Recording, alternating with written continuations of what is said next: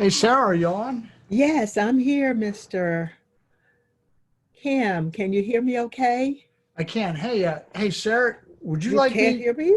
You No, can't not. hear me? I can hear you. Okay. Okay. Would you like me to just transfer screen control to you? Would that work okay for you? That'd be fine with me if that's okay with you. All right. How do we handle? Okay, that'll be fine. And then what at the end, then I should just return it to you? Yeah. Okay, I'll that'll talk work. you through that. Okay. But let's give it a couple more minutes, and it's 7 o'clock. If it's okay, I'm going to transfer screen control to you. Okay. Okay. I'll Okay. give you a That's brief intro, of course. okay. Have your intro up. Oh yeah. You have your intro. 7 o'clock. Okay, sounds good. Sounds good. Is anyone else on here? I think I saw Mark Morgan. Mm, okay. Well, I just pulled up participants. I see a Mark and a Johnson, and then JBD. Yeah, I don't know who that is. Yeah, so it's five of us at the moment. I wonder if that's on the birth certificate, JBD. Oh, Bob. I did get your email with the most updated PowerPoint, but Okay, yeah, I just went on and sent that to you. Just adjusted the arrangement there. yeah, Same yeah, content. okay. Hey, Mark, say hi to Adrian for us. Excuse me. Mark and Adrian are two of the more prolific private lenders in the area, Oh, wow, and they lend on awesome, rehab projects. awesome. Yeah, they're very safe investments when you put money with Mark and Adrian. That's great. I hope to be where I can become a better referral to all of you guys. I'm glad you can hear me okay. I'm using the mic that you helped me with. Oh, do you have the new microphone up? Yes, yes. Okay.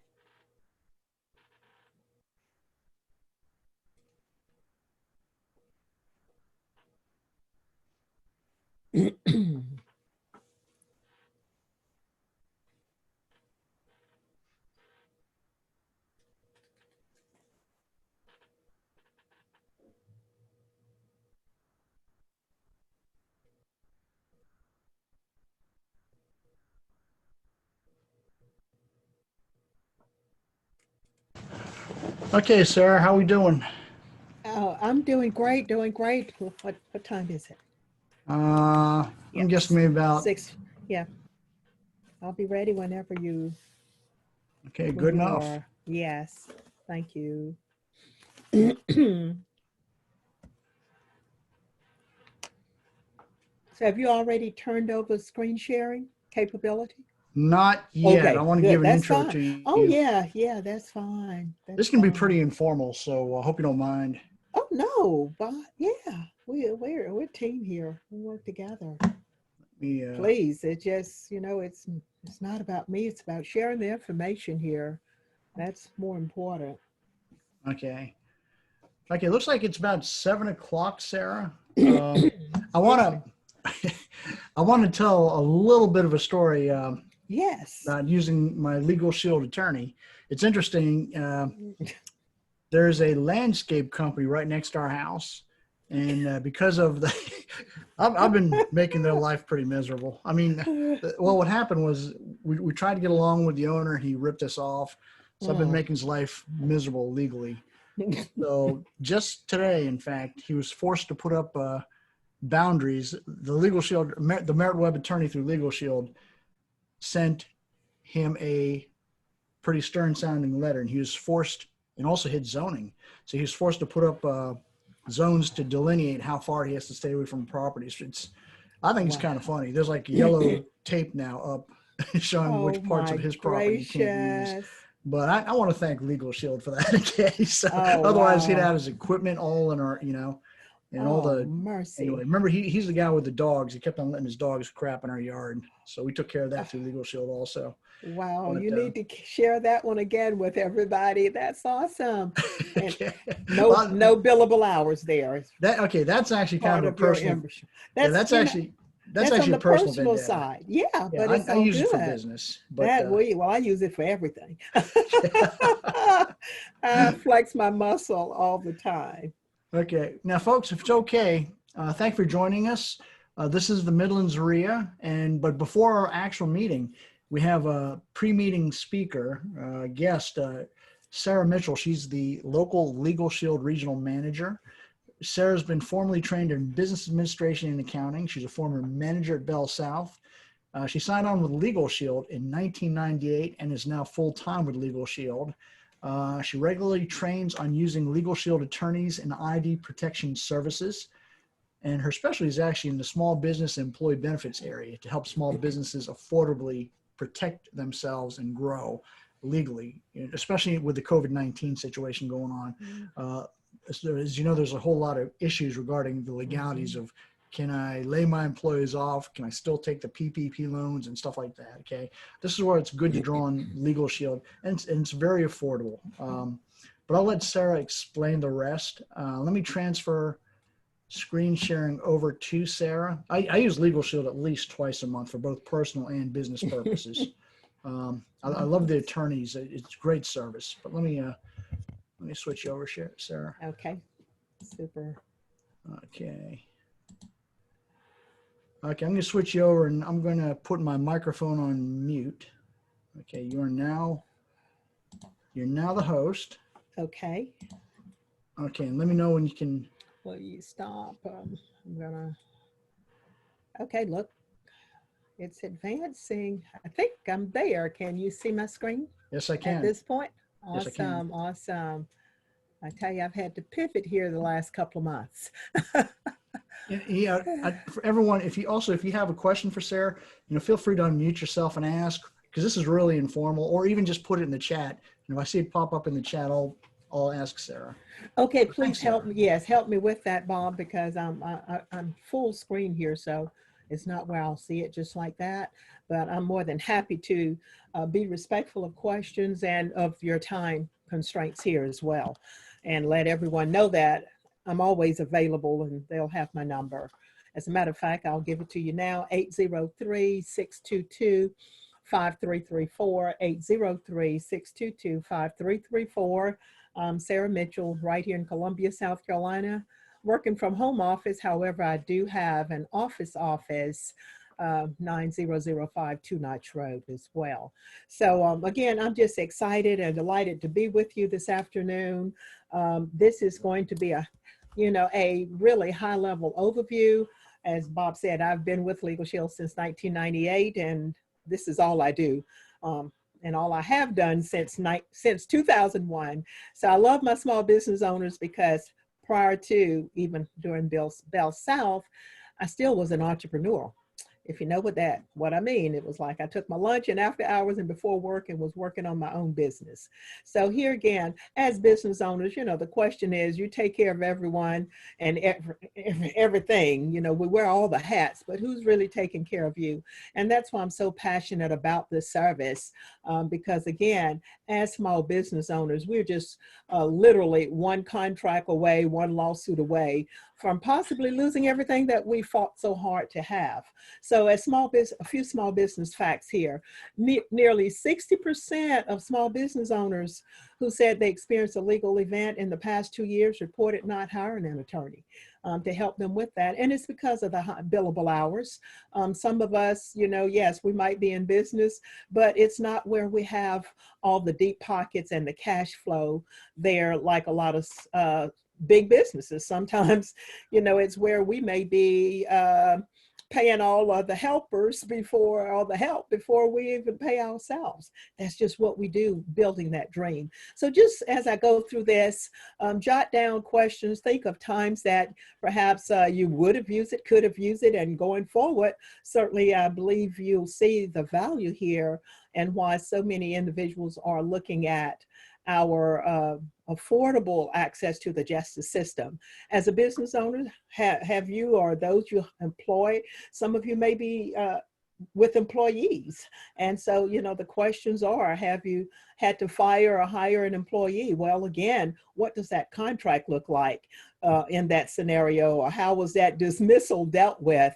Yes, it may be where we can terminate, but all one has to do is allege that something was said or done inappropriately during that setting. And here you're looking at a legal issue, not even guilty, but you still have to look at some income going toward legal fees there. Have you ever had a debt collection issue? Just spoke with a gentleman this afternoon.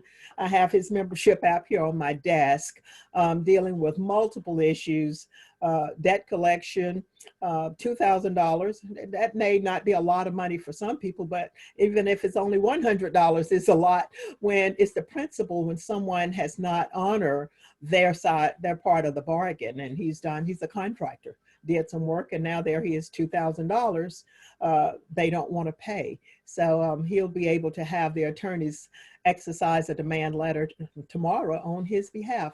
So again, just think about situations where you thought the advice of an attorney might have been useful. That's what it's about. We don't, you know, as business owners, do we have enough stress or do we have enough stress? In my opinion, I say yes, yes, and yes. So what can we do? That's why Bob and I, we've partnered with Midlands REIA, and they're offering this service through Midlands REIA to help so many of you and others that we come in contact with. So you don't have to ponder and sweat the small stuff. We have it where you download the app on your phone, and now you can be at a stoplight or take an exit, and you just tap the app and call and speak with your attorney and not worry about how much is this going to cost me. You don't have to check your wallet or your credit card balance or any of that before you check your rights.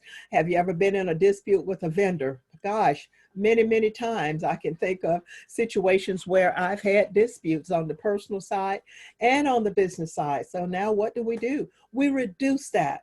And I've done many luncheons at my office and various restaurants here in the Columbia area. And prior to COVID, normally what you see on the screen there, they were the top 10 issues faced by small business owners. What are they? Debt collection, contract review, document review, contractor and supplier disputes, internet security breaches, product liability issues, employee theft, tax audits, employee confidentiality issues. Those were many of the concerns that our small business owners dealt with. Well, since COVID, there's a big shift, and everybody know about that. If you don't, something is drastically wrong. The last 3, 6, 90, well, the last 90 days to almost 120 days now, it's been entirely different. Yes, debt collection is still an issue, but how does COVID impact that same scenario right now with you trying to collect debt or someone owing you? So now the question becomes, can I or should I still send a debt collection letter? Well, who best to answer that? And you know that your action is from a legal standpoint. Okay, and that is your law firm. So, you know, can I or should I report a debt to the credit repository now? So COVID has a whole set of laws in place when it comes down to contract review and supplier disputes. You know, can you be responsible for a breach of contract? What if you were in the middle of a contract and as a result of COVID, you're not able to honor your end of the bargain, or based on the business, it could be where that business, you know, was not even open because of social distancing. So who do you call? Where do you go? Rather than discussing it with your friends and family and other colleagues, you reach out and call your law firm. What are the new governances and legislation? What do they mean to us? How many of us have time to study all of those regs. It doesn't work that way. We're staying core to the income producing activity. Do you need to have a remote agreement there if you have employees? Well, a lot of people are shifting to the home, but are they now exempt? What should they have in place? So that's why COVID, and we even have a COVID resource library that Bob can send to you on the personal and the business side. It's updated daily live. It's a live link where the law firms are updating that information to help our small business owners, to help our individuals have answers as it relates to COVID. What are your obligations to pay employees on sick leave and all of that? As a matter of fact, my daughter, she just had an experience. The private sitter didn't want to put the baby in the daycare, and God forbid, but the private sitter son was stricken with COVID. So now that's a very unique situation. Bottom line, fast forward, she and the baby and all of this testing, she was home for 3 weeks, just went back last week. Well, what happened? They wanted to shift 80 hours to her taking personal annual leave. Well, she called the law firm and found out from their investigation and research that company, I can't say all across the board, but for that particular entity, they had to shift the 80 hours to a different type leave and not her annual leave. Was that worth her $24.95 a month on the personal side? Nothing to do with business, but again, I'm sure they wanted to do the right thing. They just didn't know better. And with her having legal access, it afforded her the opportunity to call and raise the question. So again, so many business owners, they are now dealing with the Paycheck Protection Program, the EIDL loan advance, SBA, all of these, the SBA debt relief. Well, there are different governances and forbearance, all kinds of things are associated with monies that people are getting.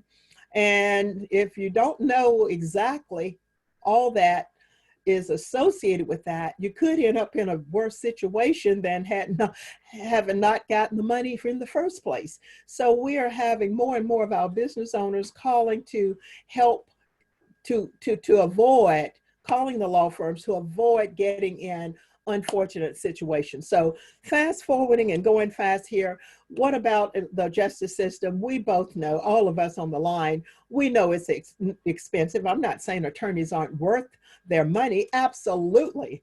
The rich, that's all they do. They don't sign anything without having their attorney review it. It's just that most middle income working Americans, we don't have the pockets, $250 an hour, $300 an hour. We'll discuss it, think about it, and just say, forget it. So what I'm so excited about, Bob, a lot of others that we've partnered with here, making this service available, is that we've simplified it to where you have an app on your phone, tap, call, affordable access to the justice system.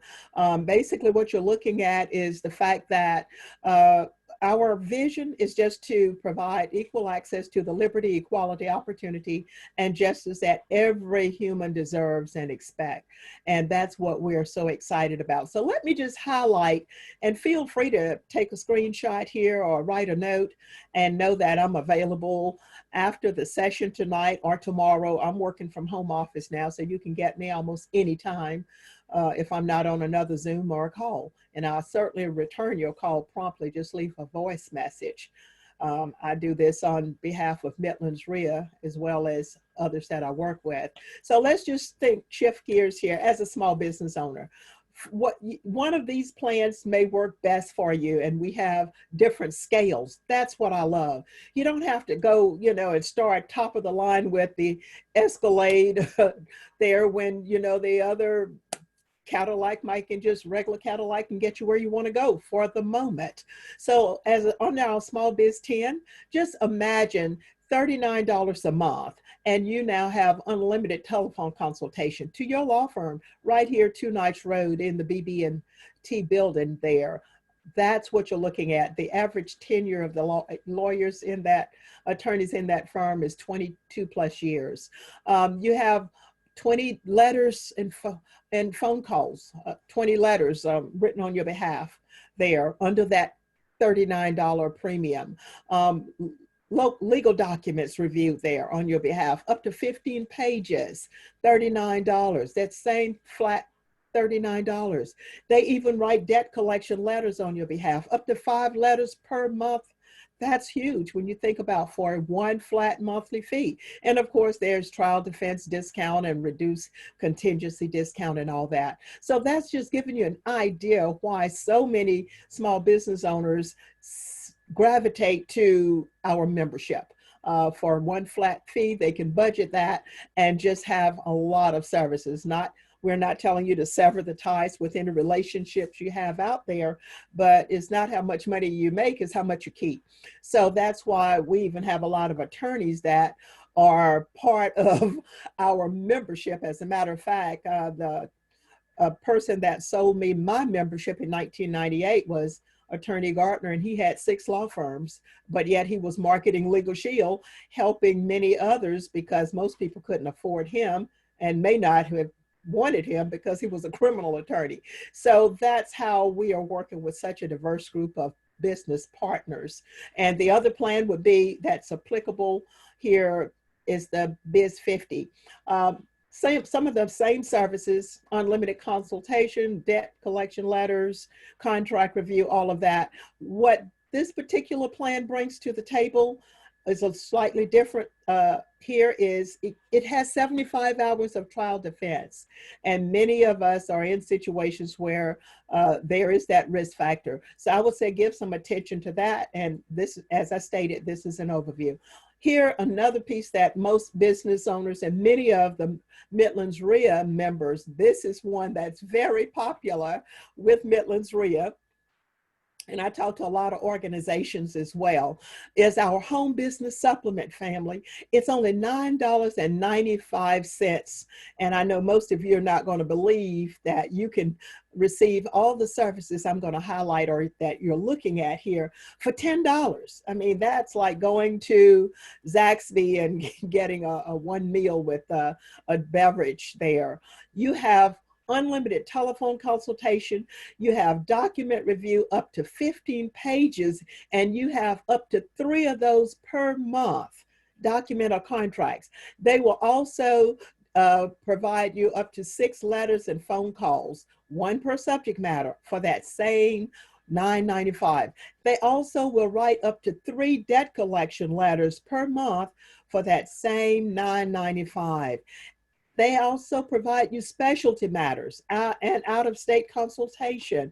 We find many of our small business owners, where depending on the business that we're in, we go across state lines. Here again, you don't have to worry about calling North Carolina, calling Georgia, seeking legal counsel. Your network is there. We're in all 50 states and provinces of Canada. So that's what's so huge. And one piece that is extremely important to all of us is Schedule C and Schedule E tax assistance. That is awesome. I mean, that is just awesome. And it's amazing to think that that's all included for that $9.95. Now that $9.95 family is a rider.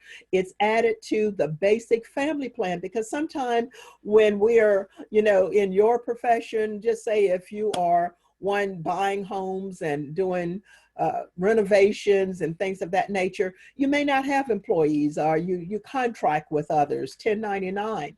Therefore, you have your basic family coverage, which is $24.95, but yet you need some business coverage there based on what you're doing. That by adding that $9.95 for $34.90, which is what I have on my desk here for the gentleman I spoke with earlier, that is giving him business coverage and family coverage. And he indicated as soon as we start talking, he was a referral. He said, I don't even have a current will. Said, I don't know the last time I did a will. He said, I may not even have a will. And it's like, well, you know what? Don't even worry about that. We can take care of that starting tomorrow from the comfort of your home. So that's what we're looking at. So let me just share with you right now, even with COVID and the personal side, there are a lot of rights out there people have that they don't know about as it relates to COVID, from traveling to refunds, estate planning issues, all kinds of health insurance issues, all kinds of things are being coded differently. And all, not to mention the identity theft scams, they are up and to the right. So we're saying, as an individual, pick up the phone, tap the app, call the law firm. So write down $24.95. That's for the personal side. That's covering you. It's covering your spouse or significant other. If you have children living at home, they're covered up to the age of 26. Is that huge? Is that huge for that one flat $24.95? So that's what you're looking at. And then there are other coverage. For instance, it could be guardianship and things of that nature. So I just want to highlight what you receive for your $24.95, because the home business supplement would be a rider, and that's going to give you that extra coverage there as it relates to business inquiry. So from here, you can see, you tap the app and you getting 24, well, if it's an emergency, you have 24/7 emergency access. If it's just regular day-to-day life events inquiries, you have 9 to 5 access to your law firm. Wherever your phone is, that means your access is right there with you. So what do you receive for that? What is the benefits? Because always individuals acknowledge the value exceeds the investment. So you're receiving unlimited telephone consultation, meaning you tap the app, call your law firm, and they are there to respond. For instance, my husband and I, our company, mortgage company, filed bankruptcy last year, and we received about a 3 or 4 page document referencing that. And it's like, well, what does this really mean to us? So we just called the law firms, scanned it in, sent it, emailed it in, got a case number. They reviewed that. You know, we didn't know, was it going to affect our interest rate? Do we need to change our automatic draft? How, what, you know, who, where? So reassuring. Pick up the phone, tap, call. I moved here. My phone didn't even work in this home. That was, 2001. And the company that I had, they wanted to charge me an early termination fee. Well, it's not like I moved in the country. But guess what happened when I called the law firm? They changed that. No early termination fee, and I was out of that contract. My daughter just used it recently, last school term, when she and her husband was talking with the principal at the district, in the district here, because the twins were being bullied at school. How many of you know children now, people out there with children? What if that happened to your child? How do you handle that? Well, they got very little satisfaction until they got their attorneys involved. As a result of that, they, along with the principal and the superintendent, all met. I was included, so I was sitting there at the table as well. A cease and desist letter was sent out, and the twins never got any more bullying from that particular family. So again, it's exercising our rights. On the personal side, they review your contracts and your document. Aside from your business, on the IRS audit, I mean, you have that protection there. If you are just say, for instance, a W-2, that's there. Trial defense. How many of us are in churches? We give back. I know Bob is always out there giving and doing, from Meals on Wheels, you name it. All someone has to do is allege that he said or did something inappropriately. We also, for that same $24.95, provide you uncontested divorce, adoption, separation, and name change. Is that huge? Is that huge? I just had a member to call today from Sumter, and he advised that he had seek legal counsel, and it's an uncontested divorce, and he was ecstatic with how it's going to go forward without him having to pay comma money, so to speak. If you receive a moving violation, as you can see on the screen there, you can go back. I can go back to that, but you can tap the app, take a picture of your ticket. It goes straight to the law firm. I mean, the last ticket I got I received in 2001, Labor Day, Myrtle Beach, one of my favorite places. Bottom line, I didn't have an app back then, but I certainly was picking up the phone, dialing the law firm that Tuesday morning. I was ecstatic when they negotiated my points, 4 points, and my fine. I didn't care about the fine, wasn't but $100, but I knew the insurance would go up with those 4 points. So that's what you're looking at. How many people do you know right now with COVID? We're in some uncertain times, and we are so excited with this. Our membership base has gone up 36% over month, pretty much. ever since COVID. And it's this area right here, in my opinion, is impacting it. So many people don't have their living will in place, or we help with that. Medical power of attorney, we help with that. Financial power of attorney, we help with that. All of that is inclusive for that $24.95. So that's why, you know, we are so excited with how we're making a difference in the marketplace. And there's that 24/7 access emergency button there as well. So that's just giving you an idea. There are other services, pre-existing, contested divorce, contested adoption, DUI. You know, you can use the service for anything other than just say beyond what I shared with you, and that would fall possibly into a 25% member category. IRS audit, as I stated, that is huge because a lot of people, they go in with a shoebox or start asking questions and they don't get answers that they want. Identity theft, that is huge. We're proud to say that we're into privacy management. We don't just monitor your credit, we monitor the U factor. So you're looking at tax returns, medical, Social Security, driver's license, criminal character. All of that is part of the identity theft. If you're single, only $15.95. If you're family, $29.95.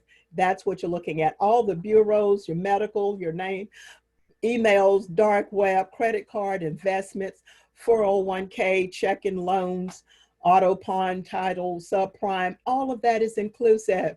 Social media, gosh, right now, Facebook, LinkedIn, Twitter, Instagram, all of that is included in that reputation management component. So we are beyond. As a matter of fact, we received the 2020 Cyber Award back in February for having the most robust system in place. So that's just to give you an idea. All of it comes with $1 million guarantee. So that is huge, family. I mean, when you look at that, and it's a write-off as well, at least I know the way I do all my taxes and expenses, it's a write-off. So I love bundling all that and taking it to the preparer. Best of both worlds, peace of mind, protection, and security. We have commercial driver's plans in place. Just want you to know about that. Some of you may know carriers, or you may be a carrier yourself. Carriers, you know, gun owner plan doesn't mean you're a bad person. It's for your own personal defense. Yet you could be, you know, in a legal situation, merely having to protect yourself. So we have that. And I work with a lot of law enforcement, and they have attest to the fact that our gun owners plan is the most robust that they know of in the marketplace. Again, we have perks to help offset our expenses. Bob and I, we've all used the perks here, from electronics to movies to, I just sent some flowers to a friend and was 20% discount there, going through my perks. So again, we are full service company providing a portfolio of legal services for individuals, for families, for business owners. And as you can see on the screen, just keeping it real simple, most of you would probably be eligible for the $34.90 comprehensive protection there with the legal plan and the business supplement. And of course, you can always add the ID Shield at any given time. We've been around for quite some time. LegalShield is nothing new. The company has been here since 1972. We're protecting 4.4 million lives. And currently, the attorneys normally receive about 2 million requests for legal assistance annually. Why is that? Because members don't have to check their wallet before they check their rights. They reported, the attorneys that is, reported that in the last 5 years, they recovered or saved our members $252 million. So that's what you're looking at.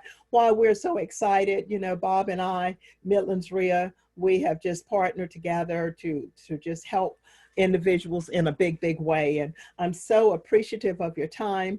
I hope something that I said tonight was of value, and you possibly can share it with other family members, business colleagues, individuals. I could tell you stories after stories because my 20 plus years of having the service, I'm paid up for life. So having said that, Sarah Mitchell here, Columbia, South Carolina. If you'd like to give me a call, I will certainly answer all your questions on behalf of Midlands REIA. And as you can see on the screen, my number, 803-622-5334. Bob can also provide you, or I can provide you through Midlands REIA, the COVID resource library, or other links that can be of value to you and your company so that you can have an umbrella of protection as well. But that's about it, Bob. So I will turn it back over to you, and I thank all of you for an opportunity to share. Hey, thanks, Sarah. You know, I thought it was pretty funny when you were talking about using LegalShield to protect your grandkids, right, against bullying.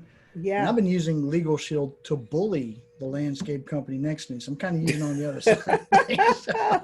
Oh, you're That, funny, Bob. They work on both sides. yeah, they do. And I mean, guys, Well, I'm not. just doing the right thing. That's all. Sometimes you have to force people's hand. Yeah, I'm usually not that much of a jerk, but you know, several years ago they ripped us off, and I've never gotten over that. So now I bully them when I can. I use LegalShield to do it, but I'm not saying to do that. Okay, I'm just saying it can be done. Okay. So, Oh, you're so right, Bob. Well, but, thank you for allowing me to visit with your group this afternoon. Thank you well, so thank you, much. Sarah. I appreciate it. Let Okay. me see if I can grab the screen control back from you. So I'm gonna click OK. Should I click OK here, or Let me see. do you have it back? Oops. Let me see how we do this. Oh, Bob. You know, I've done this before. I really have. You certainly have. Okay, let me. Um, I'm hitting the three dots, and there's no choice how to stop the screen share. Sarah, I think you're going to have to. Can you stop your screen share? I thought, yes, I did, Bob. Did you? Okay. Okay, I'm gonna just click on make host. Do you want to change host back to Midlands REIA? Yes. Yeah, I think, yeah. Okay, so now great. I think maybe that took care of it. Okay, thanks, Sarah. Yeah, I think that did it. Okay. Okay, awesome. Can you see my screen now? Oh, yes, absolutely. Okay. Okay, sorry about that, folks. I'm still doing the Zoom thing, learning it. But Same here. We learned together. Anyway, yeah, exactly. Okay, well, as I mentioned before, we are Midlands REIA. There's several other REIAs in the area. I suggest you check them out. By all means, build your networks. The bigger your networks are, you'd be surprised how much easier this business gets. Liability disclosure is that, as far as I know, none of us on this call, especially me, is licensed as an attorney or financial planner or financial advisor. So especially me, I can only tell you what's worked for me and what hasn't worked for me. And same with whatever speakers, generally whatever speakers, unless we have an attorney speak. Okay. But anything you hear at Midlands REIA is typically from just personal experience. If you question the financial or legal wisdom of what you hear at any of our meetings, or even after any of our meetings, seek qualified counsel, because technically we're not it. Okay, now I set out with some REIA goals for 2020. Okay, this yo-yo has been advertising everywhere, and he's popping up in all my cell phone stuff now. I don't know how good he is or not, but I'd heard this before. Nationwide, the general consensus among the national speakers that I've been able to speak with, they seem to say that only 3% of us common folk who get into real estate creatively the way we do it, only 3% ever do a single deal. I think in the Columbia area, I'd heard it's a little higher, like maybe closer to 10%, but those are still pretty abysmal odds. Okay, and it's not that this is a hard business. Okay, it's one that requires some tenacity. Let me just okay. A couple of our goals were to have more workshops. I mean, before COVID-19 hit us, and I'm still thinking I need to get a couple workshops even online, if nothing else. And now you notice I put better cartels, because there's actually last month we had Vanessa Mota of Mota Enterprises. She's a multicultural expert, and and Carlos Barrera also. We're joking around better subgroups, and they said you should call it cartel. Okay, so I'll use cartel. I think actually cartel sounds a lot more, a lot cooler, if you will. But also be wary of any REIA that it offers expensive coaching programs and tells you to put on your credit cards. Remember that 3% statistic, okay? If you're one of the 97% who never even do a single deal, and you'd paid like $5,000, $10,000, $25,000 or higher for a coaching program. In fact, I can tell you of one. It's a guy down in Jacksonville, Florida. He has a $20,000 coaching program, and it's only 6 months. Okay, I pretend to be a newbie, and he's trying to get me to sign up for his coaching program. But if that's on your credit card and you never do a single deal, see, the big appeal is they say you can do a deal or two and pay it all off. Well, if you never do a deal, you're stuck with that debt, but they got their money. Okay, you don't need a lot of money to learn how to do this business. Okay, if you're going to set up a system to get it running smoothly, you should probably spend some money. But just to get it going and to earn the money first before you buy any mentoring programs, I think that's really important there. Because, well, if you earn the money first, you're not stuck with the debt. But also, if you earn the money first, it shows, yes, you can do the business. You're not one of the 97% who can't. Now, our goal was to greatly increase the success rate affordably to at least 50% from that 3% or 10% in Columbia. For beginners, we want to get you up and running independently from anyone else as soon as possible. And don't get me wrong, we'd love to keep you as long-term members, but we know, life situation changes, you move away and whatnot. We'd like to give you a solid foundation based on South Carolina real estate law to get you up and running as quickly as possible and independently of anyone else. So if you move away from us one day, well, hopefully you can take some of the knowledge and apply it wherever you might move to. Now, that being said, okay, for the beginners, I've been holding 3 introductory private online meetings, okay? The first one is on finding deals. It's what I wish I knew, when I first started this business. The second one is on some of the basics of cash purchases, cash wholesaling, cash rehabbing.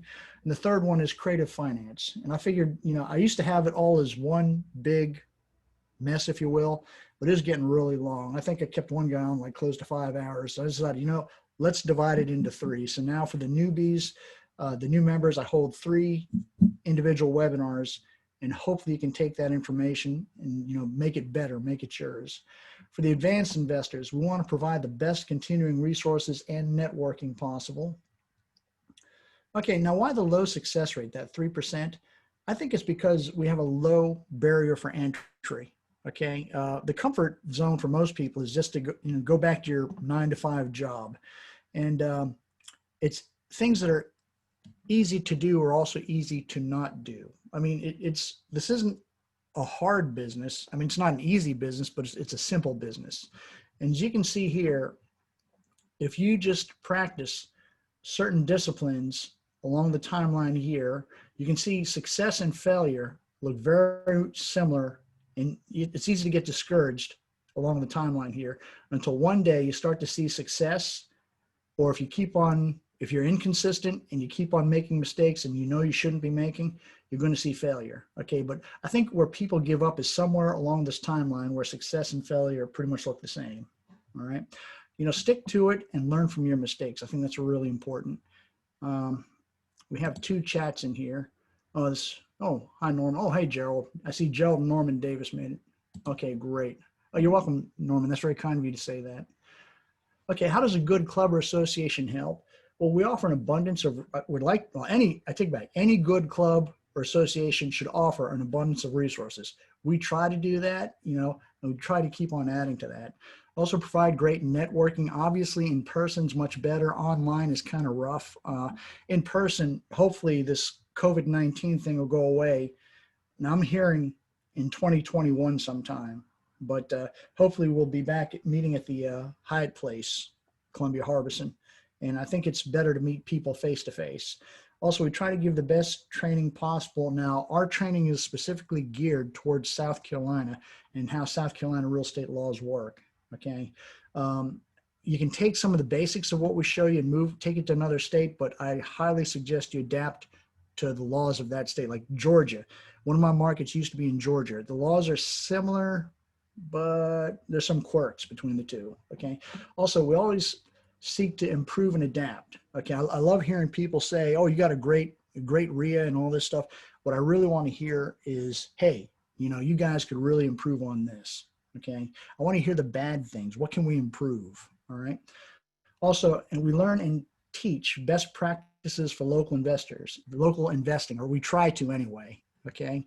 And we're always, like, for example, I try to learn from you as hopefully as much as you try to learn from me. Okay. And I try to adapt that and put it into our association. And anyway, short story is we try to teach the best practices in this area for South Carolina investing. Okay, annual member benefits include discounts on national vendors and supply houses, discounts on Midlands REIA trainings and workshops. Now, if it's a training or workshop that Midlands REIA itself alone is putting out, we typically would let the members in for free with a nominal fee, like maybe $40 or 40 or $60 for non-members. Okay, if it's a training or workshop put on by an outside speaker, we can't control that. Okay, but for our internal trainings and whatnot, we like to let the members in for free. Okay, just a way of saying, you know, let's see if we can get you up and running. Also, for members, there's annual members, no door fee to general meeting. Well, obviously, since we're online, there's no door fee to the Zoom meeting. When we start meeting back at the hotel again, there's normally a $20 door fee for non-members after the first visit. Also, there's access to the members area on our website with local cash buyers. Okay, everyone, you see the gurus out there. There's one out there. It's called astro flipping or something. I was scratching my head over that one. All astro flipping is the guy saying you don't even need to have deal. You don't even need to market for your deals or cold call or anything. The deals come to you. That's because he's saying you got to get all these buyers. Okay. Well, you know, there's a couple of our folks actually already doing that. Okay. So there's nothing new about that, but in the members area of our website, we have local cash buyers to get you started. I think last time I checked, there's like 52 or 53 of them with their phone numbers. These are proven cash buyers. Okay. Now, if you log into that, and please don't call them unless you have a deal. Okay. Otherwise you're wasting their time and yours. Okay. You hear some gurus say, oh, give them a call, see what they buy and where they buy. I disagree with that. Okay. Bring them a deal. Okay. Also, videos, the video section. Now we have documents. The documents that I personally use, like rental leases, rental and rent to own lease option applications, contracts, affidavits, things like that. Okay. Limited power of attorney, that we have that in the members area. The video section, I have to admit, it's a little weak. Okay. I got to build that up some.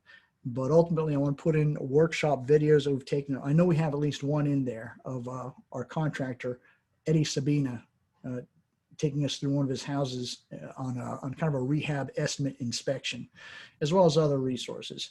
And for the members, okay, and even for the non-members, I should say, but I'm going to give a lot more priority to the members, of course.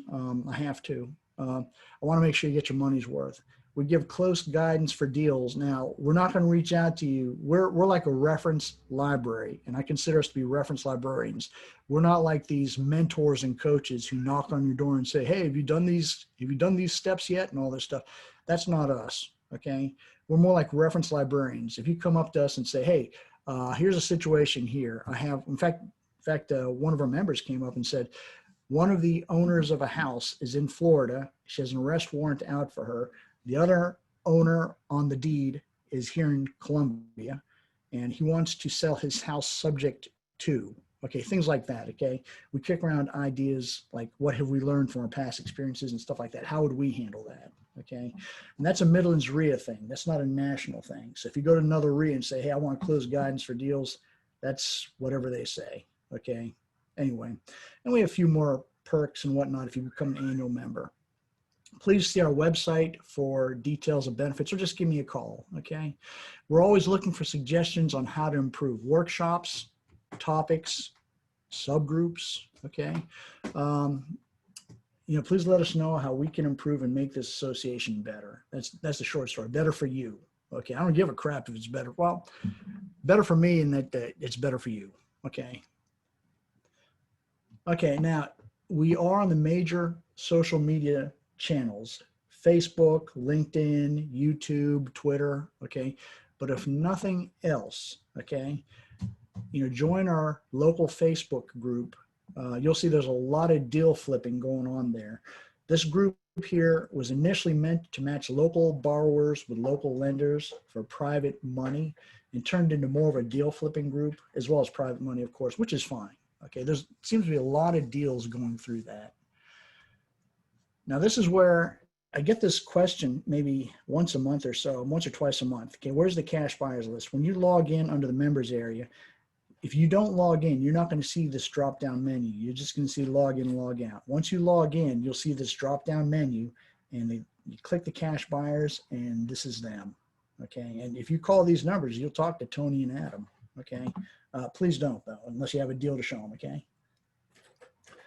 Okay, annual membership. Now, we meet every second Monday of every month, okay? So our next one was going to be August, September, or whatever the second Monday is. Now, annual membership is $125 a year for a single membership and $200 a year for a couple. Now, you're going to see some of the other REIAs are free, and there's nothing wrong with that as long as they're giving you what you need to succeed, okay, the resources you need. One of the models, I kind of wrestled with this one. One of the models was to charge the members, of course, an annual fee to cover expenses, things like that, like website, the hotel room, things like that, okay? And the other one was to charge sponsors and let the members in for free. And in the end, I decided it was better if the members end up shouldering the expenses. Reason being is, for one thing, that gets a little bit of your skin in the game, a little bit more commitment than nothing. But also, if we had sponsors, like a vendor come in and pay for a year, like I don't know what they charge, like $400 a year or something like that, we're stuck with them even if they suck, okay? If a vendor turns out to be bad or it starts good or turns bad, this way, since they didn't pay anything, we can punt them right away. Okay, I can name a couple of them that I'm not going to give you the names, but that we've had to boot, if you will. Okay. Also, there's something called REIA bucks. Okay. We can apply this towards your membership, towards courses, towards workshops or whatever. Okay. REIA bucks are earned. For example, if you bring a new guest in, a first-time guest, okay, it's 5 REIA bucks, and you can apply that towards credit towards, like, say, a workshop or something, okay, or even membership. Or if that new guest signs up to be a member, that's another 20 REIA bucks for you. So there's potentially 25 REIA bucks to defray the cost of your membership or, courses or whatever, okay, workshops. Also, now for non-members, as I mentioned before, COVID-19 is a little strange. So this, our online Zoom meetings are free right now. But when we meet at the hotel, the first visit is free, and there's generally a door fee afterwards, $20 at the door, okay? And no benefits other than you're at the meeting and you're doing the networking, which I think the networking alone is actually well worth 20 bucks. And if you decide, you can apply just that night's door fee to annual membership, okay, and defray the cost by $20. Okay, now that's when the meetings are at our usual location, which is the hotel. Okay, calendar events. If I could refer you to this, if you ever wonder what might be coming up next, this is being updated semi-regularly. Okay, as the events come to me, like we try to promote other REIAs, like they haven't been meeting because of COVID-19 lately, but the Wire Group, Women in Real Estate, that's run by Stacy Pinkney, we normally have that on here. Palmetto Real Estate Network, that's John Branham's bunch. We usually have that on our calendar. The Columbia REIA, okay, that was actually one of the big flagship REIAs in the area before our REIA came about. And but we like to also put their meetings on our calendar of events as well.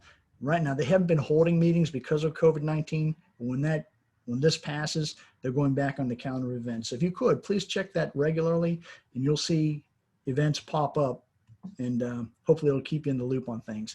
Now, with regards to this, remember I showed you that the Facebook group, that URL, the website address. If you don't want to memorize that address, just go to our website at midlandsrea.com, and off to the right here, if you click there, that goes to our Facebook group, our deal flipping group.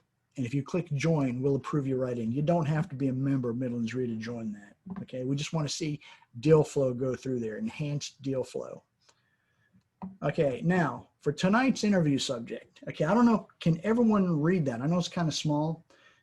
Okay, we have resumes of 2 different people, and I'm going to ask who did more in life. On the left-hand side, okay, we have someone with a Bachelor of Science in, say, accounting with a minor in business administration, okay, and all these skills and whatnot. On the right-hand side, okay, for education, 7th grade with a bit of 8th grade math. Okay. And the skills are, you know what, it's making money. Now, activities and interests, spending time with kids, helping charities in the community, and doing more profitable and fun deals, even though he does not have to do so. Okay. All I can say is this, I grew up in an academic background, and I've slowly come to realize, especially, you're all familiar with that the whole varsity blues scandal, the college scandal, where all these celebrities and rich people are paying for their kids to go to college. What a joke. If they didn't have their parents' money behind them and contacts, those kids would be really hurting. Okay. But I want to introduce you to a guy who didn't need any of that. Okay. And it's going to be more of an informal interview. So if you want to ask questions anytime during this, unmute yourself, ask the question, put it in the chat box, and Gerald, he's more than welcome to answer the questions as we go along. Okay. Anyway, a little bit about Gerald. Gerald dropped out of school in 8th grade, and he helped build farm silos for a while. And he started investing in real estate in 2003. Now, I think Gerald's actually a couple of years younger than me. And over time, he accumulated a portfolio that included over 40 houses, a working pig farm. The pig farm was cool. Gerald took me on a tour of it back in 2012. That was a cool farm. A self-storage facility, a big one that was fully automated. And I was going to ask Gerald about, what it was like before they bought it. And a large office building. And I think the office building actually held a real estate brokerage, if I'm not mistaken. And throughout the years, Gerald has bought and sold over $11 million of real estate, all starting with $1,500 to his name. And he's also involved with charities and community development now. And he continues to buy and sell residential and commercial real estate. It's funny, Gerald did this in Selinsgrove, Pennsylvania, which is literally 8 miles down the road from where I grew up in Lewisburg, Pennsylvania. In fact, Gerald last year, when I was a kid, I used to go to a farmer's market every Wednesday because it was only open on Wednesdays. And it had like Amish and Mennonite baked goods, fresh fruits, vegetables and stuff. Gerald bought that last year. And I was like, oh, I'll be darned. Okay. So anyway, if it's okay, I'm going to start out with interview questions for Gerald. And if you have questions, please unmute your mic or put it in the chat thing, and we'll go from there. Are you on, Gerald? I'm on, Bob. Well, hey, thanks. Thanks again for doing this, Gerald. So I don't keep running off at my mouth here. Could you tell us a bit about yourself? What it's like growing up, such as influences on decisions you've made in life, how you got into real estate, how you learned to keep it, how did you find the deals, funded them, and so on? I'll tell you what I can here. I want to just thank you, Bob, for the meeting. I liked what I heard, from joining it around 7 o'clock when you started, and the LegalShield presentation, the value you bring to your members and attendees. So I'm thankful for everybody that's here. I hope the evening will be worth your time, at least the parts that I get to have of your time, because time is more valuable than money. So, but Bob, to your question, a little bit about myself growing up, some of those influences on decisions. It's interesting. I grew up in a very non-traditional sort of culture. Education was not highly valued. A good work ethic were. My whole community, Mennonite that is, did not go higher than 8th grade education. So that was the expectation. That was what I fulfilled, but did learn good work ethic, and with that, I think persistence. So I was working very hard, as you noted, a variety of other jobs, catching chickens, building silos, weld shop, fixing engines and air compressors, just mechanical welding, construction, variety. I wasn't, but probably 25 years old when I decided that at some point my body will get tired and I don't want my income to do so along with my body. I would at some point not be able to work as hard. And that is what started the wheels turning in my mind of passive income. Well, that and Carlton Sheets late night TV commercials. So $200 CD set a long time ago really showed me the benefits that can all be had in real estate. And I just looked for more education and sought it out and started following what I was taught. Yeah, you know, I suspected you'd come from either an Amish or Mennonite background. I wasn't 100% certain though. That's interesting. Yeah. Yeah. Yeah. Well, how did you start finding deals, if you don't mind me asking, and how did you start funding them? So the first deal was bank financed. Well, actually, many of our deals were bank financed. In my first 3 deals, not counting the residence that I bought when I was 19, still living it today. But the first few properties I just bought with traditional financing. In 2003, I did form a partnership with a business partner that I'm still business partners with. But at that time, we still had bank financing. I'll get to more detail if people care to hear it. But how did we find deals? We had promoted advertising on everything we could think of. Sponsored a race car, a lot of bandit signs, ads in the newspapers, websites with SEO work to sort of boost the ratings of it. Of all those, we did buy a profitable deal from the race car we sponsored. We were small spots on the TV or radio, more than TV, radio especially.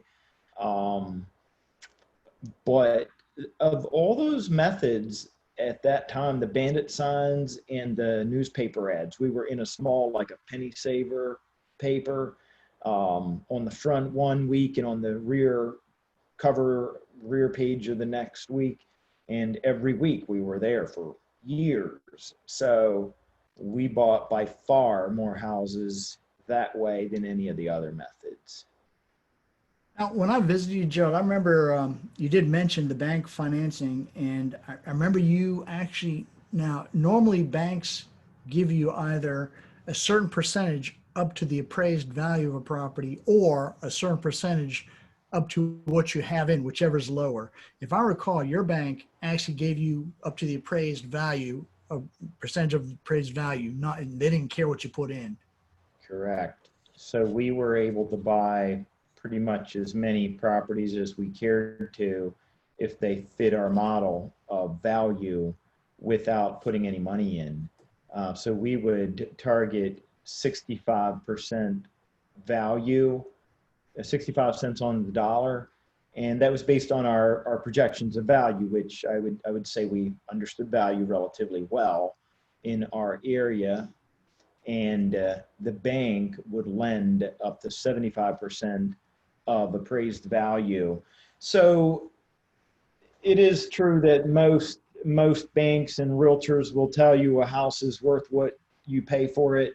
We worked hard to convince and to paint the picture of that our entire business model revolves around finding value. Therefore, we should be able to recognize that value. And if the house appraised for the higher amount, that the bank doesn't hold more risk because it meets the threshold of all their other loans. Many appraisers will always ask for the sales agreement, and I can't speak to other states, but in Pennsylvania, they ask for the sales agreement. We are not obligated to provide it, although we did, but we struck out the purchase price. Our belief was and still is that most people look for the easy path, and appraisers included. So generally, it would be correct that houses sell for what they were contracted or are worth what they were contracted to sell for, but the appraiser almost always, I would say every time, appraised for true value, because they weren't given the easy path of here's the number you need to hit, as most transactions would require. If I recall, you said even though they'd lend up to a certain percentage, like say 75%, you never exceeded like 60 or 65 because good enough was good enough. Well, we didn't necessarily take money out of the deal as much as we could have. There were many times that we did walk away with cash from closing, but our target was 60, that we would pay 65 cents on the dollar. They would lend 75 cents on the dollar. So we did walk away with a little money at almost all the closings. Maybe not all, but I'd say most times we did. And so I don't know. That's what we did. Okay, when you strike that kind of relationship with a bank, I assume it's not like a big Wells Fargo or Chase bank. It's like one of the local. Small town. Yeah, community bank. In fact, the vice president was who we struck up the relationship with. That gentleman has grown old and passed on. The next vice president we were able to work with, and then she introduced us to a senior loan officer who was taking care of us. And just in the last 2 weeks, that loan officer told me that he is retiring from the bank. And I said, just make sure that the person who replaces you is introduced to me and also knows sort of the terms in which we've arranged for financing. And his words back to me was, Gerald, you have relational capital here. The CEO and the board all know you and what we do for you, and that won't change. Okay, so relationship capital is a real thing then, isn't it? It has proven that way for myself. Yes, okay. I would certainly say so. Now, according to the national gurus, as I mentioned in the intro, only about 3% of us common folks who get into real estate investing ever do a single deal, whether it's wholesaling, rehabbing, or whatever. How'd you become one of the 3% who did those deals? I mean, what kind of set you apart from the other 97% who never do a single deal? I don't think I'm different than the other people here on the call. I think that persistence is what carried me through. I think real estate is not hard. I think it's easy. Certainly we grow and learn how to do things better over time, as anything with experience, but it's not that hard. Just do it and keep learning and keep doing it. And to me, the way I see it is persistence is what carries it through. And a lot of people probably expect bigger results too early. And I'd say those bigger results are waiting to be had, but just takes patience and the persistence, I think. Yeah, I've seen that. I think the gurus who sell their courses and stuff, they say, oh yeah, like I saw one who shall remain unnamed, who said, oh, I'm not going to wholesale a house for less than $20,000 wholesale fee. I wholesaled a house once for $175, but I did it sitting at home in my underwear. I mean, come on, how hard is that? Like, I'll do that all day long. I don't care. Okay. By the way, Tim Bradford said Gerald and his partner are wearing their bankers out. Okay. The bankers liked it though, because they knew we knew how to identify value.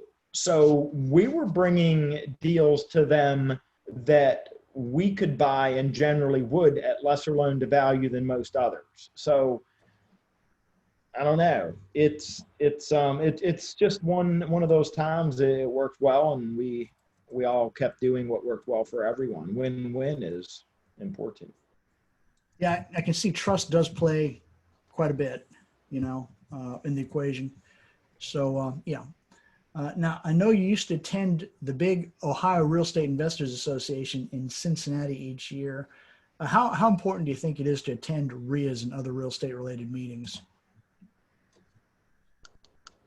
I think it's very important. I would say the contacts have been equally important to me than the content, but both very important. So if somebody finds lots of value in the content, I would say in my experience, I found, a lot of value in both that and the contacts. So it's great to be around people, and I like that about what you're doing, Bob, is bringing the people together. So synergy, it's wonderful. So I would strongly encourage people to continue.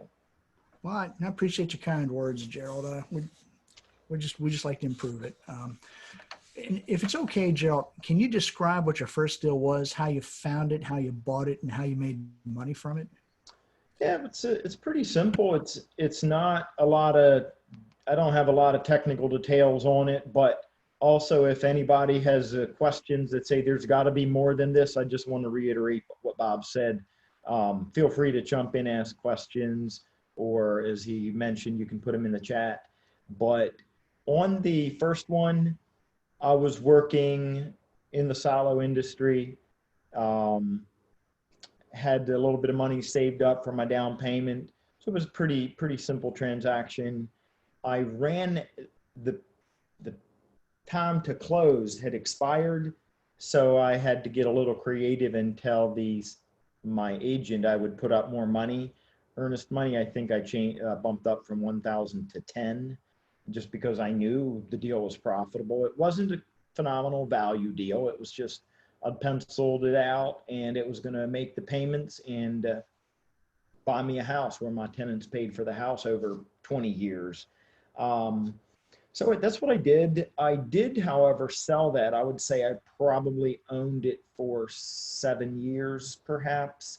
I think I bought my first home in this model back in the late 90s, before we really started more full-time in the 2000s.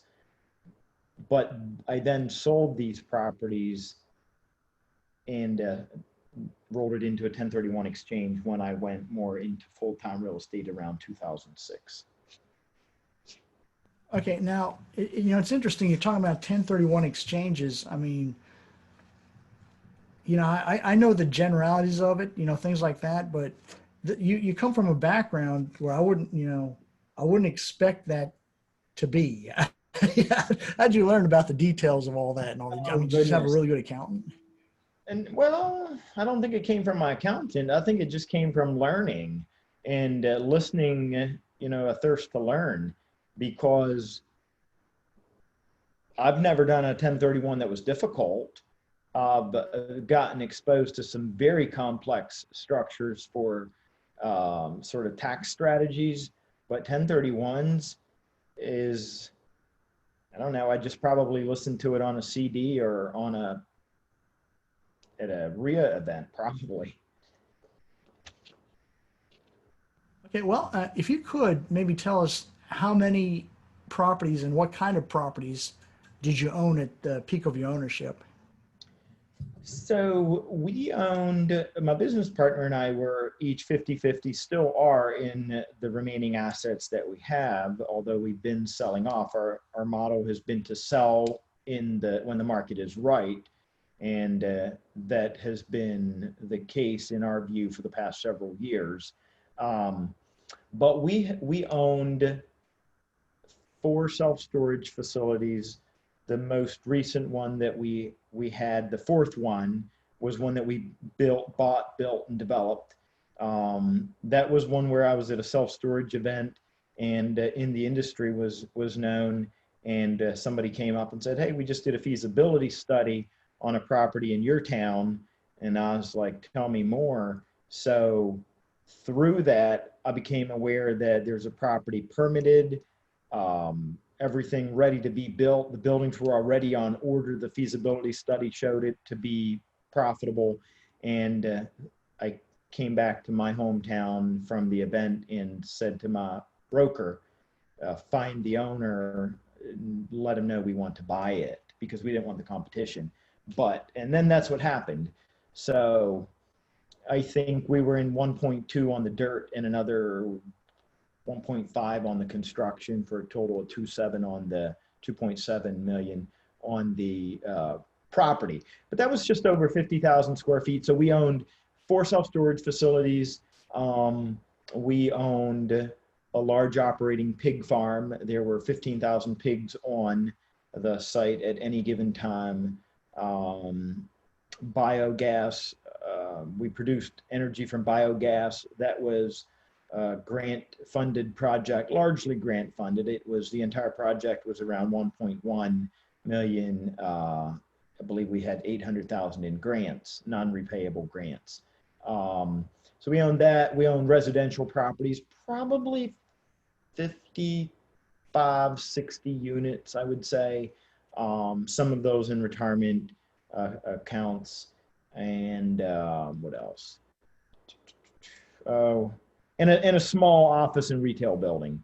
So that's what we did so far. Yeah, I remember when you took me on a tour of especially the pig farm, which was, by the way, is my favorite part of your tour. Thank you. I remember I was taking pictures, and I remember you were carefully trying to avoid being in the pictures, I guess for possible repercussions from Peter or something. So yeah, we were concerned because, yeah, that could really have rocked our little world if people came in and protested for, I don't know. My belief is that they may not stand in truth for what they present that they stand for, but they definitely can, PETA can definitely cause some difficulties for people in the ag industry and other animal, people who care for animals. I can tell everything was humane. I'm sorry, go ahead. Yeah. There's a question. Mark is asking, Gerald, what is your prediction for the real estate market over the next 2 to 5 years? What strategies are you planning to pursue during that time? Man, Mark, I love the question, and I wish I felt confident in answering it. I will give it my best shot, but you may walk away with more questions than answers. People much smarter than I think, question whether we're going to have inflation or deflation. I tend to think we're going to have inflation. I don't know. There are so many uncertainties. I am planning not to make any acquisitions for the near term until I have, and I'm not in the flipping world. If I were in the flipping world, I'd say get in and get out. If you're holding title, get out. If you're flipping contracts, then you're well protected. But I'm not planning to buy any assets in the near term until I have a sense for the direction in which it will go. Not sure that that's a good strategy, but that's mine. I think we will perhaps see a time when we can buy value. I think that financing is going to tighten up for a period of time. I don't know how long that value buy period will be. It may not be long, but I'm thinking we might see that towards the latter part of the year and or the beginning of next year. And then I don't know for how long. I don't even know if that's right, but that's my sense. I'm kind of sitting low. My plan was in the last 18 months to invest primarily in short-term notes so that when the money comes back that I would be positioned with cash to buy value. And I'm still sort of holding on to that strategy that hold cash in short-term investments that as they cycle through to buy value. I don't know if that's right or not. I'll be happy to hear other people's thoughts. Well, you obviously survived the 2007, 2008 recession, so you obviously know what you're doing. So I wouldn't definitely, I think you're being overly modest about that. I mean, I took a pretty big haircut myself during the recession. So anyway, lessons learned. But Gerald, if I could ask you, what did the day-to-day responsibilities look like when you were busy with all your properties, including the pig farm, and what do your responsibilities look like now? During the time that we had all those properties going on, I was in the residential world. I was in charge of the advertising, the tenant advertising vacant properties, finding tenants, showing properties. I would be in charge of all of our insurance at all of the properties. I would life insurance, fire hazard insurance, all the insurance, and maintenance. And so I would oversee work orders that came in and went out, and hire and deal with maintenance personnel. We had one full-time employee, and then we also had 1099 people, subcontractors. In the farm, again, insurance, and in the farm, there was a lot of environmental reporting and a lot of regulation things to take care of. Just the plan on how to disperse the manure could be probably 100 pages deep, and a lot of reporting on an annual basis, just very much. And in the self-storage, again, just maintenance and advertising and insurance. Yeah, I remember when I first visited you, I remember you were sitting in that bar looking like you didn't have a care in the world. So you must have had a lot of those systemized. That's the best I could figure. So I still struggle to just do my taxes each year and whatnot. I always put them on extension. But so I get the impression it's better to have all workers, at least as small real estate investors, to be 1099 independent contractors versus having employees. I think that depends on your needs. And the reason I think it depends is if you need immediate access to people to do small projects, an employee may not be a bad thing. At some point, if your portfolio has too many dripping faucets and running toilets, little tasks, small work orders, but a 1099 contractor may charge, I don't know what it is in Aiken, but some places they're going to charge 60 or 75 bucks to show up, and another 1 hour on the job, or hopefully not if it's only a 15-minute job, and plus the parts. So a dripping faucet could run into a $95 ticket. Because of that, we went for an employee, because at some point we thought we had enough of short-term immediate needs that we didn't want to rely on repeated service calls from 1099. But I think it depends based on your relationships and what your 1099 relationships look like, and the needs of your portfolio. Yeah, you're pretty close with those costs, because down in Aiken, I remember I had a locksmith come out to one of my properties. I mean, just literally, just to come out was $60. And I had an appliance repairman come out, and just to come out was $90. So yeah, you're right about that. That's a pretty good guess. Joe, what did you like most about working at your company, and what did you like the least about working at your company?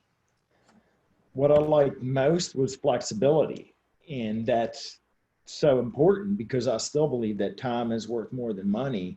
And when we can be flexible and to a point, work when we want to.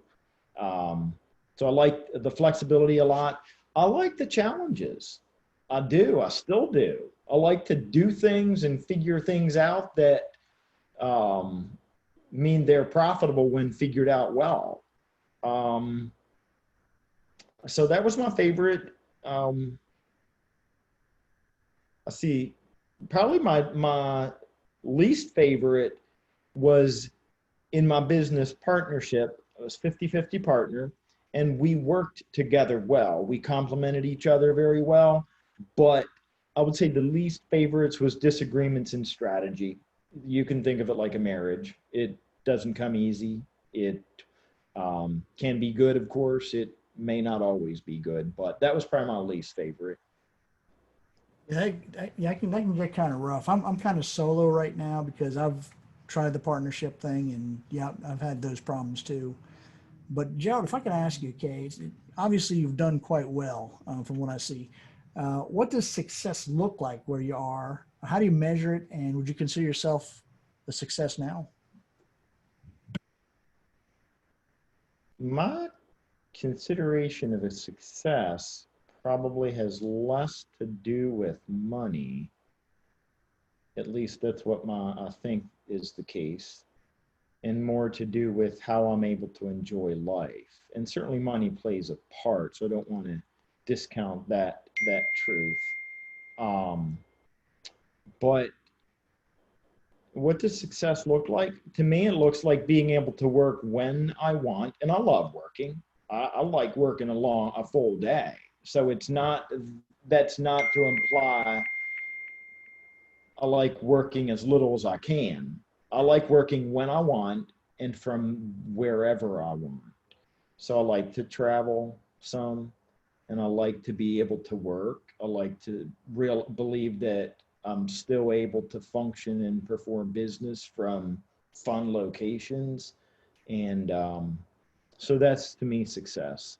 And the ability to travel, which is kind of what I was saying. Well, that kind of reminds me. I know you have 2 condos down in Rock Hill, South Carolina. I hope you come back down again soon. It'd be great to see you again. But also, what do you see as the most challenging aspect of what you do now?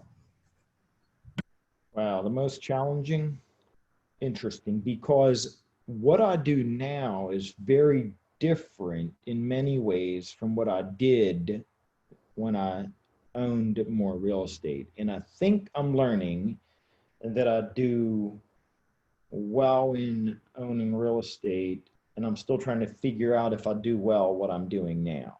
I am doing more lending, a lot more lending and investing in businesses. And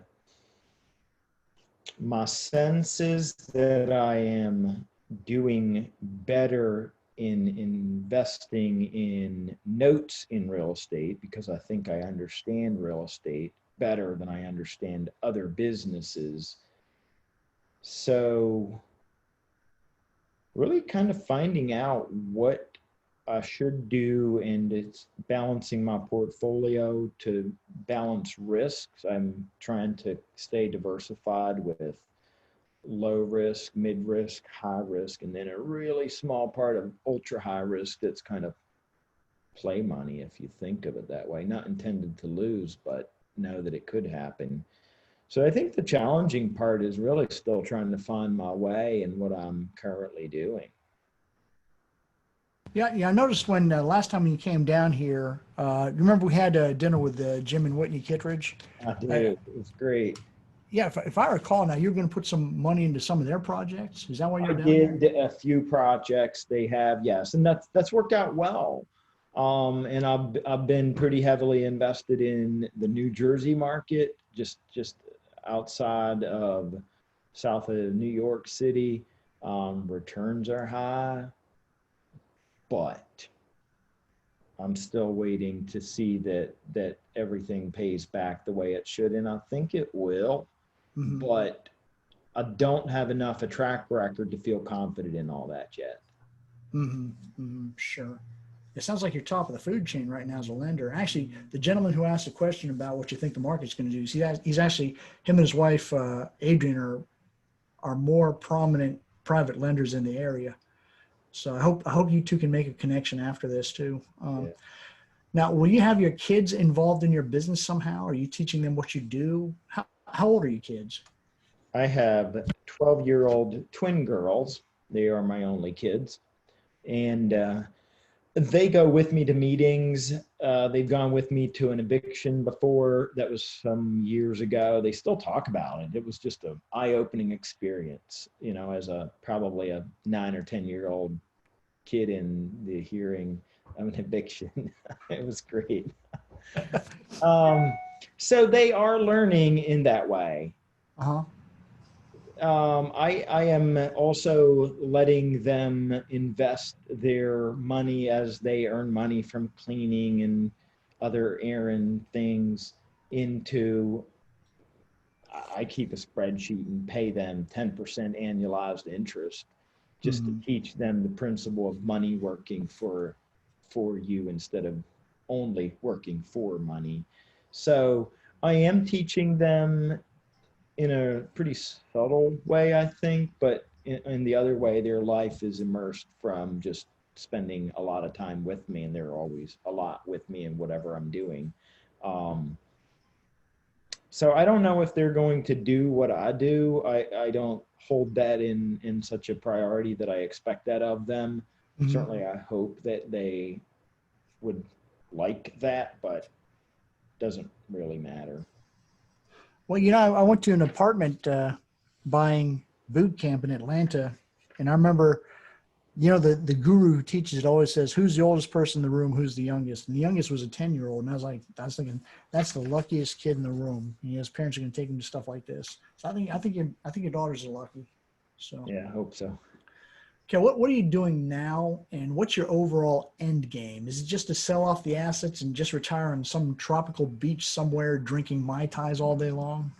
No, but I like the idea of traveling there and doing that anytime I want to, and even working from there with the Mai Tai when I want to. So no, I like to work. I really do. I grew up working hard. I like to work hard. So I think the end game is I don't have a retirement vision. I have a loving life vision. I mean, Uh-huh. I use this comment like just love the moments. So every moment I'll choose to either love or not. Not always successful, my choice, but I know what I intend. And so I try to look at what my investments need to be to not detract and in fact to add to that vision of love and life and the moments in it. Um, One thing I've told myself is not to buy too many houses to fix up. I love doing it, but it takes time and it's Mhm. profitable. But I'm not sure if using time in that way is the best plan, so I don't get bogged down in the work that I love that may take me away from a larger, more profitable acquisition if or when it arises. So that's not a clean answer, but that's the messiness of my mind at the moment. That's okay, Gerald. Tim Bradford's asking, what was the reason for adding storage facilities to your portfolio? I love the question. I really invite questions. I do enjoy them.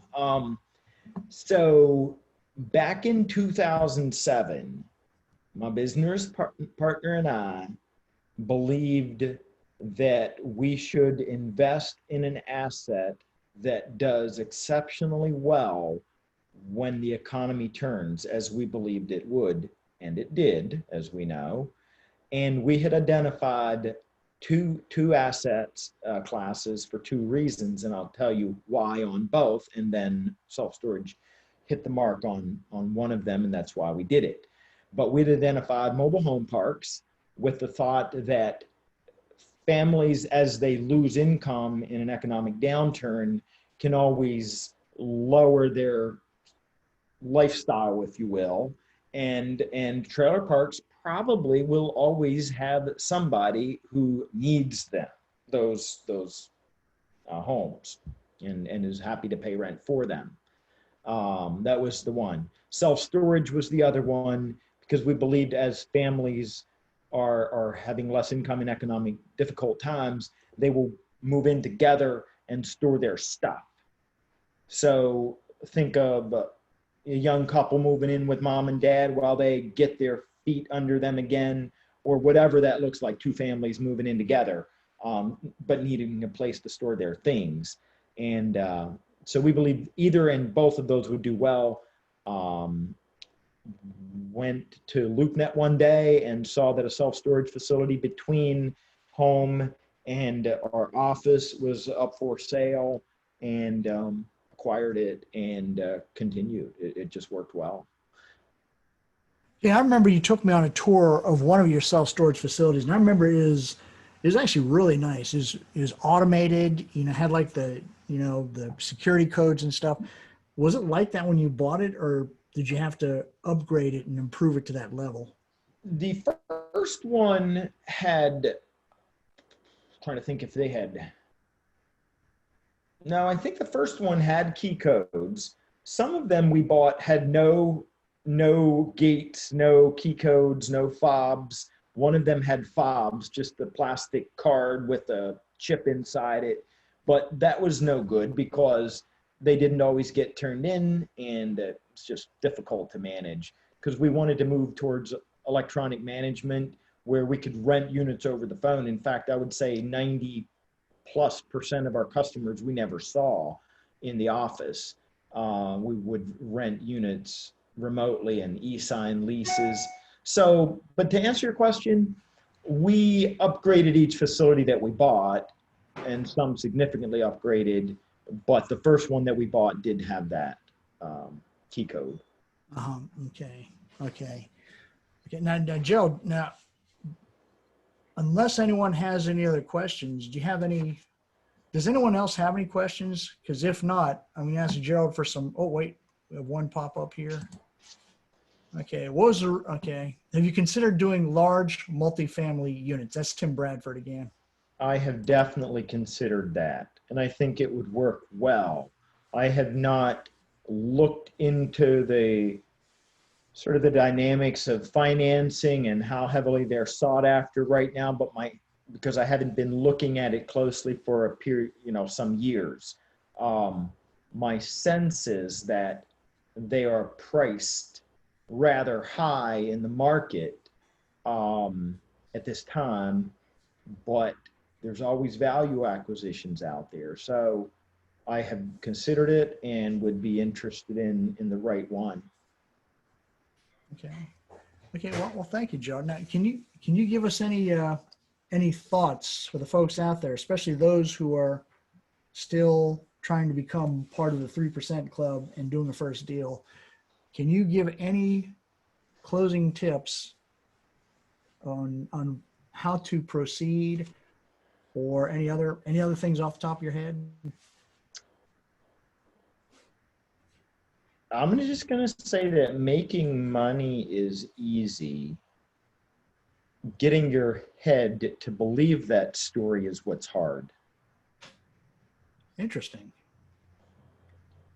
That's not what we're taught in college. Thank you for that.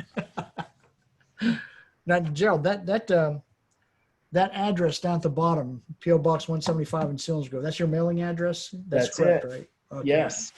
Okay. Well, does anyone else have any questions for Gerald? Unmute yourself, put it in the chat. Having Gerald on is a treat. This is somebody who started with $1,500, not necessarily nothing, but come on, $1,500. So does anyone have any questions they'd like to ask Gerald?